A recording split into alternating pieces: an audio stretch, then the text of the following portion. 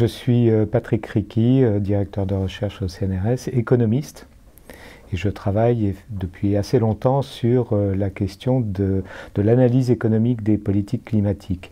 Comment organiser la transition du système énergétique de façon à réduire les émissions de gaz à effet de serre à moyen et long terme.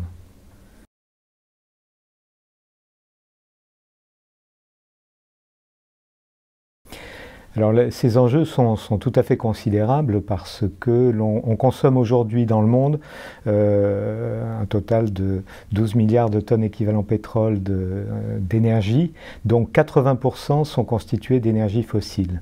Et le problème avec les énergies fossiles, charbon, pétrole et gaz naturel, c'est que quand on les brûle, on dégage du CO2, du dioxyde de carbone qui part dans l'atmosphère et qui augmente l'effet de serre. Donc l'enjeu des politiques énergie-climat, c'est d'arriver à un système énergétique qui, dans tous les pays, serait en 2050 complètement différent et un système énergétique dans lequel on utiliserait beaucoup moins d'énergie fossile. Il y a deux types d'enjeux du climat. Dans les politiques climatiques, il y a ce qu'on appelle les politiques d'atténuation, c'est-à-dire comment réduire les émissions, c'est ce dont je vous ai parlé jusque-là. Et puis il y a les politiques dites d'adaptation, c'est-à-dire comment on gère les impacts du changement climatique. Alors c'est vrai que si on ne fait pas suffisamment d'efforts pour la réduction des émissions, donc l'atténuation, on va devoir faire de très gros efforts d'adaptation. Et là, ça risque de représenter des coûts très importants pour les différentes sociétés.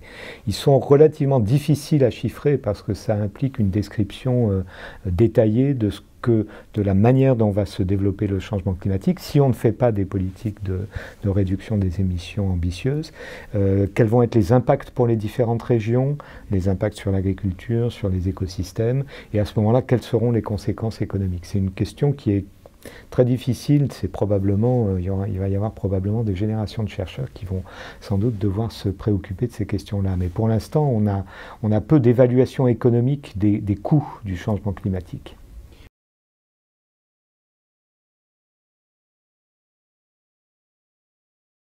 Alors pour remplacer les énergies fossiles, le nombre des solutions est limité. D'abord, on peut essayer de moins consommer d'énergie. C'est sans doute la première solution à mettre en œuvre. L'efficacité énergétique, la sobriété énergétique, c'est une des manières effectivement de rendre nos systèmes énergétiques plus efficaces et de limiter les émissions de gaz à effet de serre. Mais pour l'énergie que nous continuerons à consommer, puisqu'on continuera à consommer de l'énergie en 2040, 2050 et après, il faut essayer de remplacer donc les énergies fossiles par des énergies à faible contenu en carbone. Alors il n'y a pas énormément de solutions. Il y a les énergies renouvelables, l'énergie hydraulique évidemment, mais aussi dans les nouvelles énergies renouvelables, l'énergie éolienne, l'énergie solaire. On peut penser aussi à l'énergie nucléaire, même si celle-ci amène son lot de difficultés et de problèmes, mais il faut reconnaître que c'est une source d'énergie qui permet d'émettre relativement peu de gaz à effet de serre. Et donc on a là une palette efficacité énergétique, énergie renouvelable, énergie nucléaire éventuellement, selon les pays, selon que cette technologie est acceptée socialement ou pas.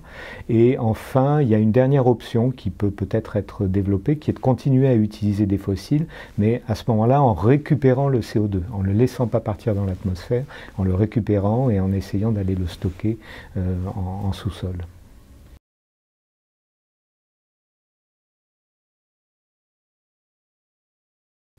Alors à quoi servent les modèles économiques? Ils servent avant tout à explorer les futurs. En économie, on n'a pas la possibilité de faire des expériences pour savoir comment mettre en œuvre des politiques. On est obligé de recourir à des outils qui permettent de simuler l'évolution de la société et de l'économie dans différentes hypothèses.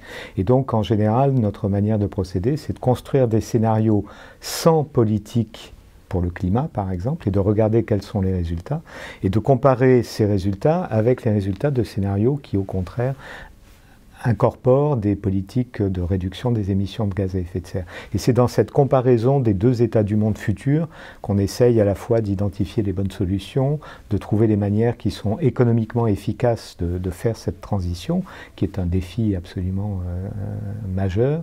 Et voilà, les outils nous servent à ça, à explorer les futurs pour construire les politiques.